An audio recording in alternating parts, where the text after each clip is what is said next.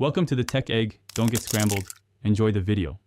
You start by confirming model, firmware, and serial number so you target the correct diagnostic profile.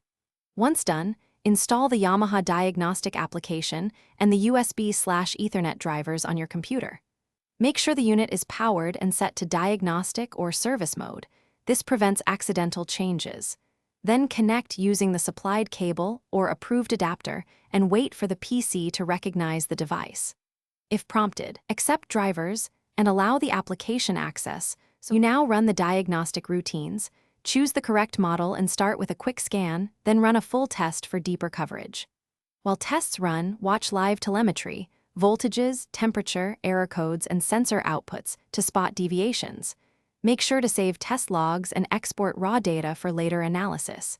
If you see intermittent faults, use the freeze frame or history function to capture the moment.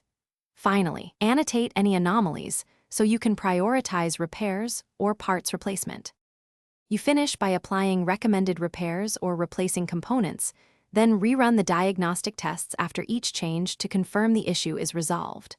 Once results are green, restore any user settings or update firmware as required, and archive the final test report with timestamps.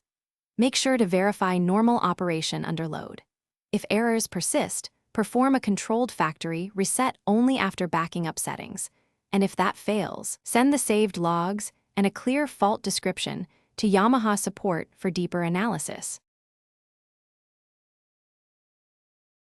Thanks for watching. Consider subscribing if I helped unscramble your problems.